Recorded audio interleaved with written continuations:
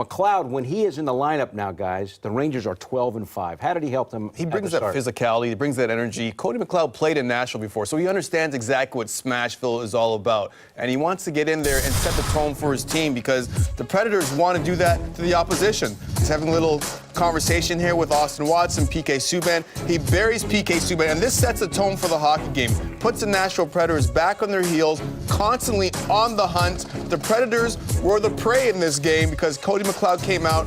He hit the Nashville Predators. They weren't liking it, Valley. They got an ensuing power play. They scored the goal on that, and that really set the tone for the game. You know, it says a lot, too, Anson, where he is the guy that takes the penalty at the end of the game, right? But you saw the way that he put his game on the line, the physicality. You hear about what he's like in the locker room, etc. Peter Laviolette was saying the same thing, how they miss him.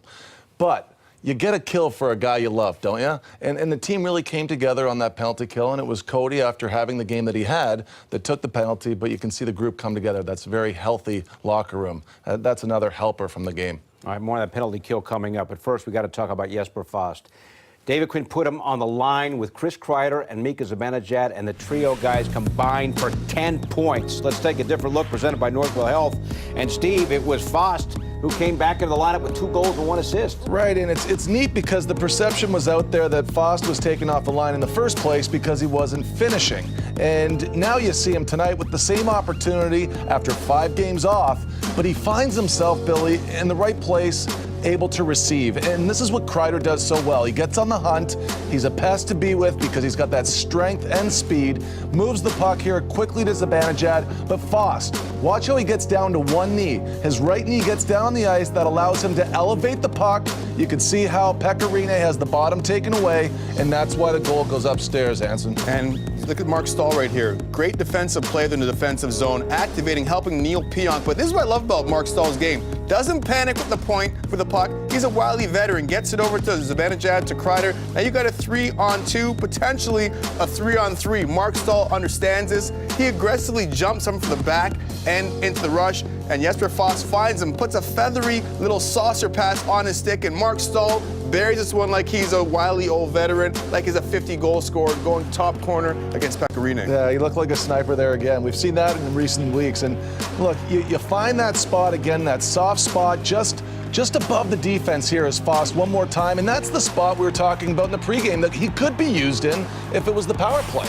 I mean, that's what he has. He's got a one-timer. He's able to get down and elevate it, but he finds that ice too. And, you know, you're looking at a guy right now that's playing with a lot of confidence after a very big night, and we'll see if he can do it again in St. Louis. And you're watching that, you're thinking, how come he doesn't have more points? Right. You're seeing the passing and the goal scoring. Yeah. This makes you wonder sometimes. It makes you wonder if he could have, and I said this before the season began, if he could do something like William Karlsson has done in Vegas. You know, become a 6-7 goal guy and then just burst.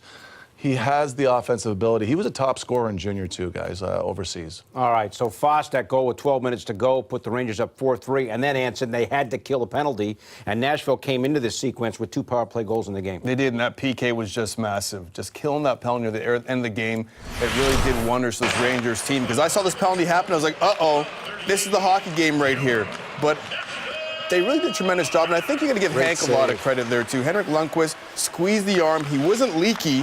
He squeezed that arm, and that really set the tone for this because you saw guys winning puck battles, Valley. They were in the lanes. They weren't really chasing too much. They're pretty disciplined, and they stayed connected. Once one player jumped, the other players jumped, and no one man was going to jump prematurely. You know what else, too, Anson, is I'm thinking, here, look, you go into this PK, you've already given up 2 power play goals in the game.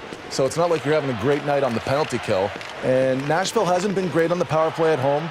A lot of that is because of the injuries they've had, but, you know, it's not like you've had a great night on the PK so far, so you wonder how the Rangers were feeling, and add that layer of pressure and stress that goes with, we're managing a 1-goal lead again, can we hang on? You know, and that's why I think there is the real moral victory in the locker room this time. It's not going to overtime and squeezing it out or coming up short. It's the relief that we did it, guys. Like, we got through it because that's a mental hurdle that you have to get through as a group.